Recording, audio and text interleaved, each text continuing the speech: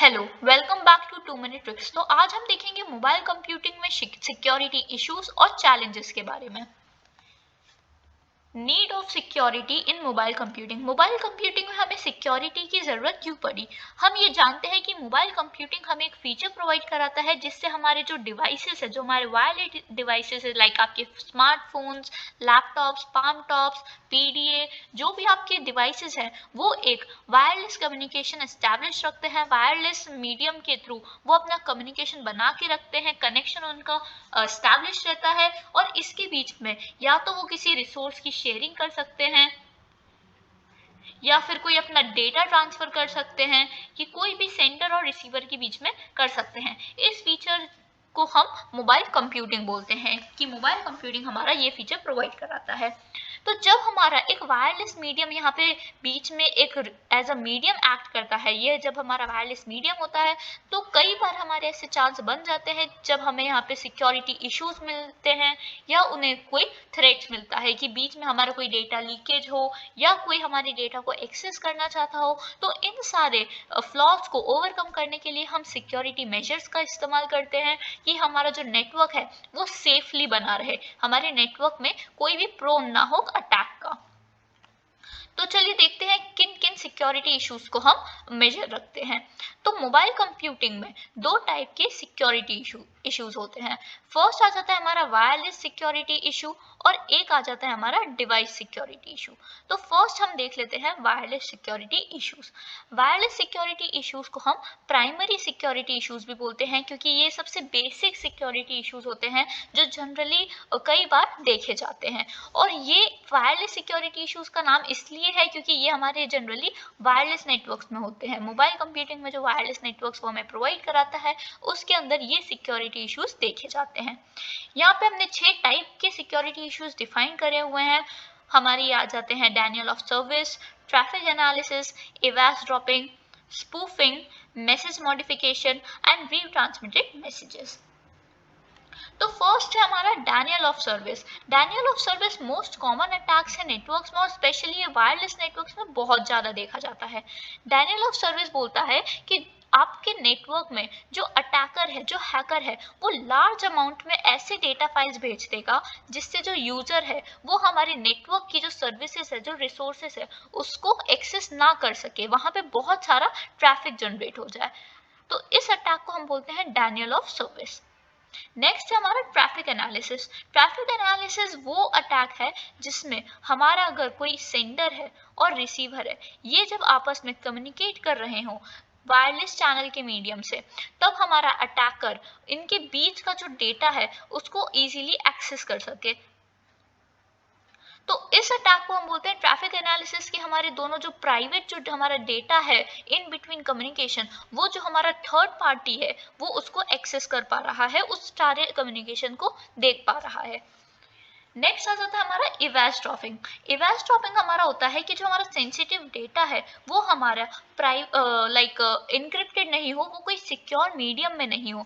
अगर आपका डिवाइस किसी दूसरे डिवाइस को कोई प्राइवेट डेटा भेजता है, कॉन्फिडेंशियल डेटा भेजता है, अगर वो एन्क्रिप्टेड फॉर्म में नहीं है तो वो आपका डेटा पब्लिक नेटवर्क में जा सकता है, जिससे आपका डेटा लीकेज हो सकता है, आपकी डेटा की जो प्राइवेसी है, जो प्राइवेसी पॉलिसीज होती है वो खत्म हो सकती है। तो इससे आपका जो डेटा है वो कोई भी इजीली एक्सेस कर लेगा।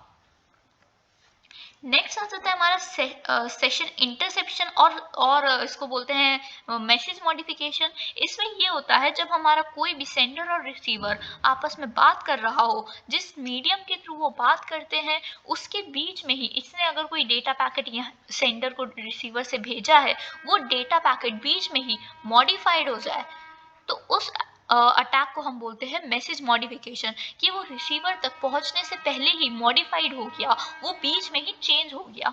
इस पूरे सिनेरियो को, ये जो पूरा सिनेरियो है, हम इसको बोलते हैं मैन इन द मिडल, कि हमारा बीच में ही सेंडर और रिसीवर के बीच में ही किसी थर्ड पार्टी ने आकर हमारा डेटा चेंज कर दिया, तो ये हमारा हो जाएगा man in the middle scenario.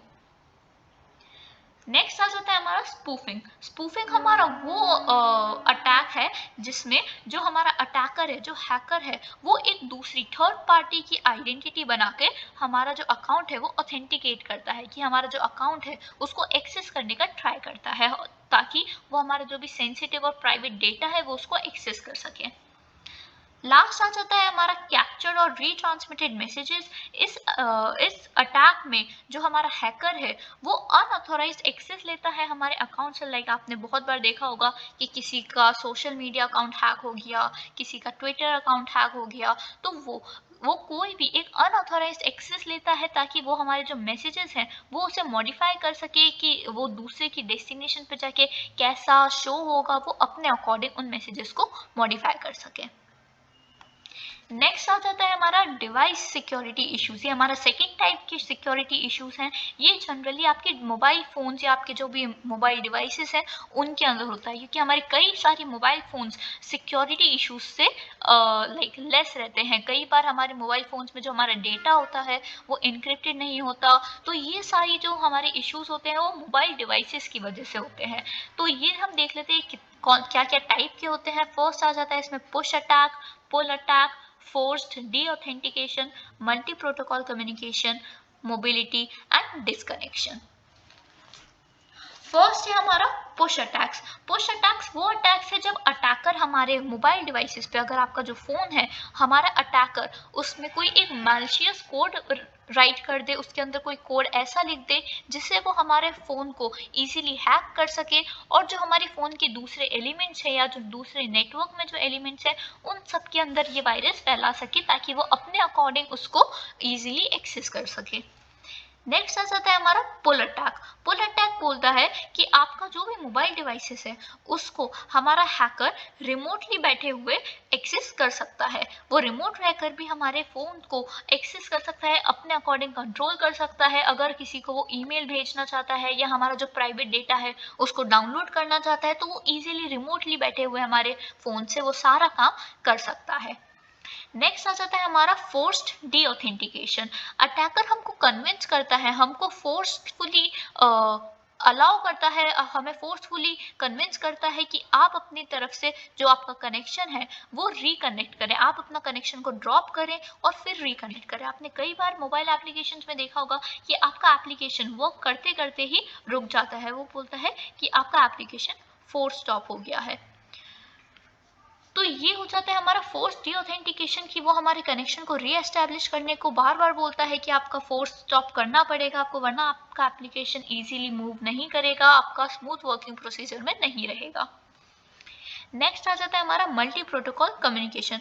Multi protocol communication हमको प्रोवाइड कराता है कि जो हमारे मोबाइल डिवाइसेस हैं वो अलग अलग प्रोटोकॉल्स पे वर्क करते हैं। जो हमारे फ़ोन्स होते हैं, लैपटॉप्स होते हैं, वो अलग अलग नेटवर्क्स पे, अलग अलग प्रोटोकॉल्स पे वर्क करते हैं। तो जो हमारा सेलुलर प्रोवाइडर होता है, जो हमारा नेटवर्क प्रोवाइडर होता है, तो उसको हम लाइक सिक्योरिटी मेजर्स के हिसाब से लेते हैं, कि ताकि हमारा कोई भी नेटवर्क को हैक ना कर सके, हमारा जो नेटवर्क है वो कनेक्टेड रहे, उसका कनेक्शन टूटे नहीं।